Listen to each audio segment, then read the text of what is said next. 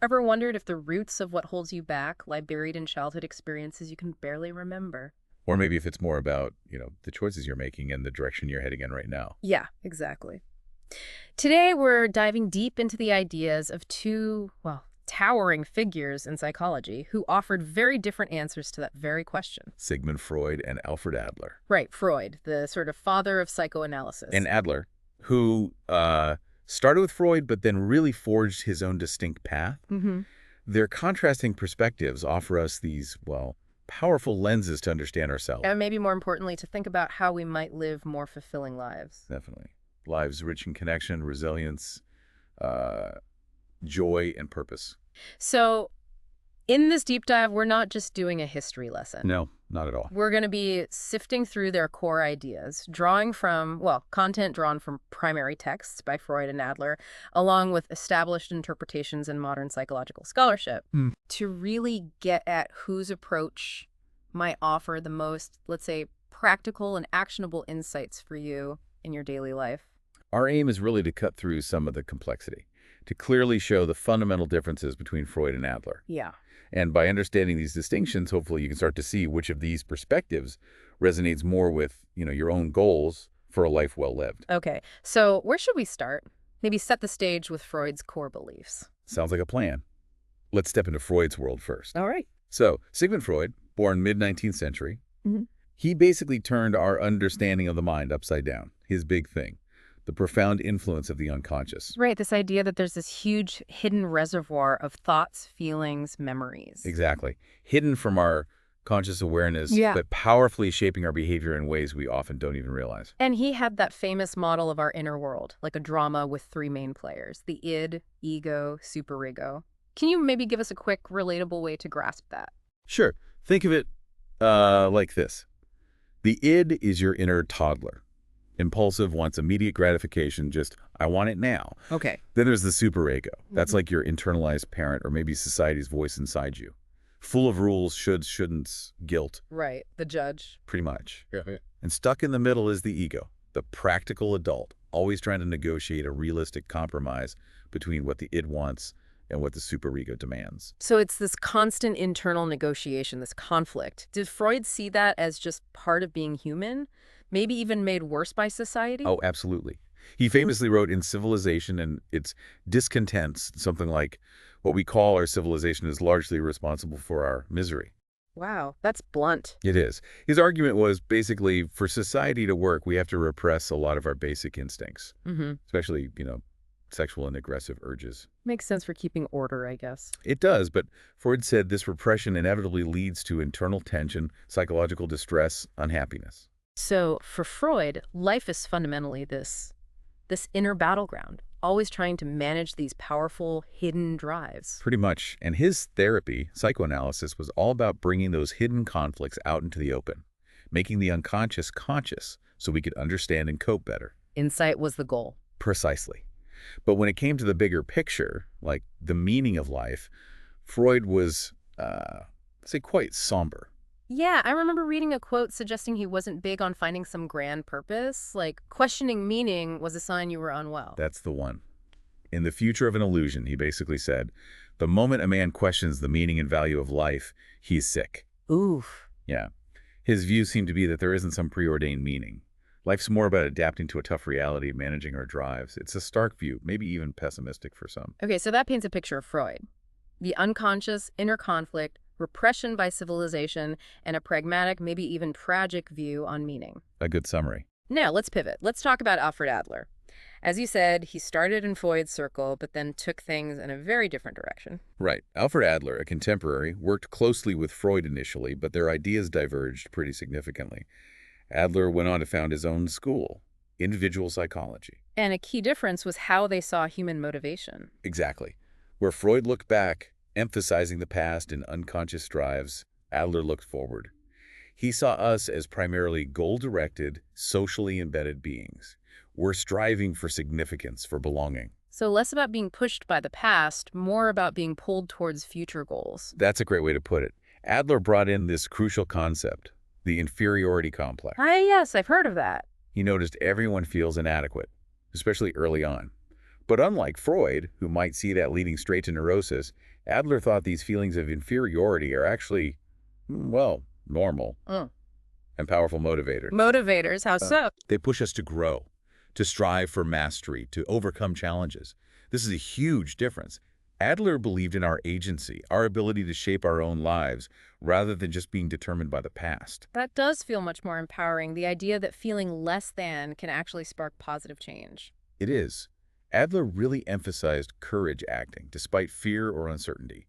He stressed finding a self-chosen purpose and what he calls social interest, or Gemeinschaftsgefühl.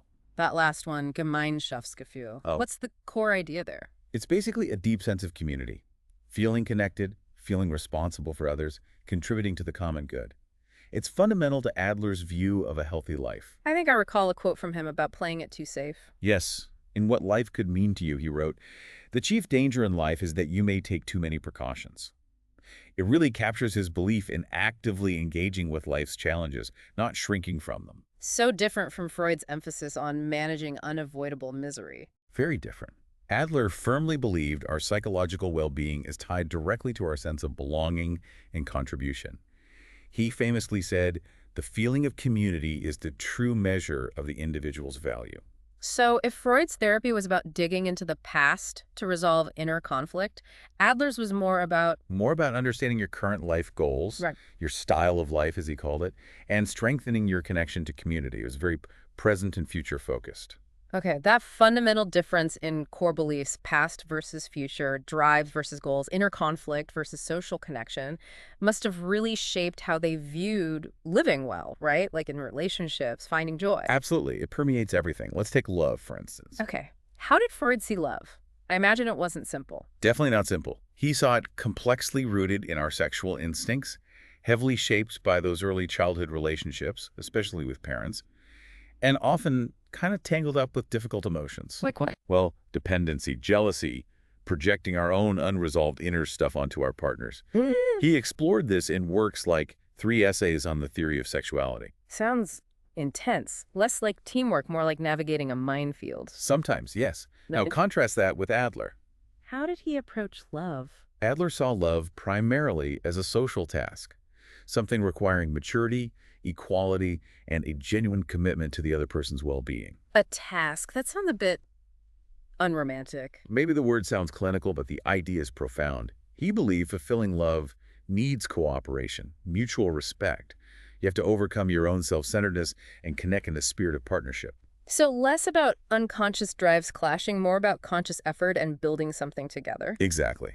In the practice and theory of individual psychology, he literally said, love is the expression of cooperation between two individuals for the purpose of reaching a common goal. Mutual growth, shared purpose. That's a world away from Freud's potential battleground. A huge difference. And this contrast plays out in how they saw joy, too.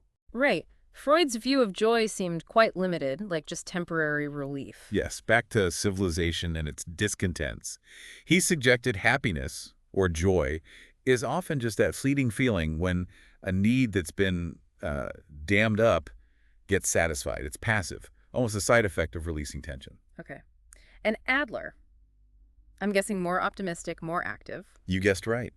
Adler saw joy not just as feeling okay, but as a positive result of meaningful engagement with life, and especially strong social connection. Engagement and connection. Yes, he believed we find real joy when we're actively contributing to others, living in line with goals that feel important and are ideally socially responsible. So joy isn't just something that happens to us when a need is met. It's something we actively create through our actions, our relationships. That feels, well, more sustainable. More proactive, certainly, which leads naturally into how they viewed psychological strength. How did Freud define strength?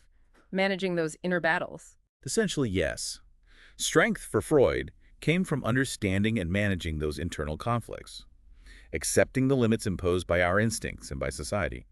His famous goal for therapy wasn't perfect happiness, but transforming hysterical misery into common unhappiness. Common unhappiness.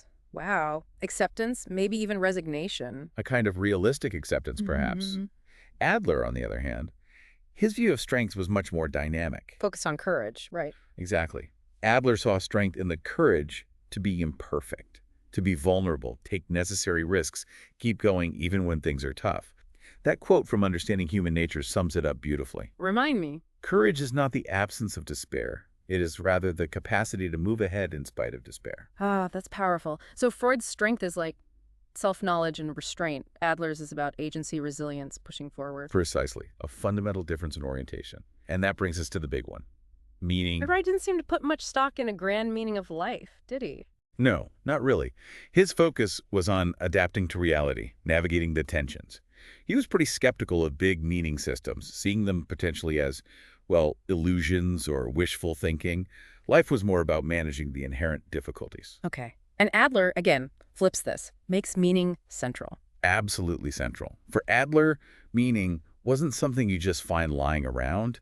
It's something you actively create. Oh. By crafting a lifestyle that aligns with your values and, crucially, that contributes to the common good, to that Gemeinschaftsgefühl.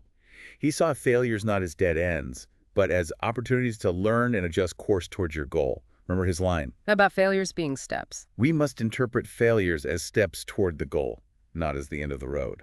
It's all about forward movement, about creating purpose. So to boil it down, Freud helps us understand the shadows, the past, the inner conflicts. Yes, invaluable insights there. But Adler offers this more hopeful, forward-looking vision, emphasizing our freedom, our potential for connection, for creating meaning now.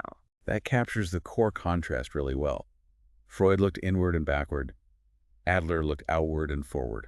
And, it really does feel like Adler's perspective, with its focus on resilience, on social connection being key to emotional intelligence, the importance of community, setting goals, encouragement.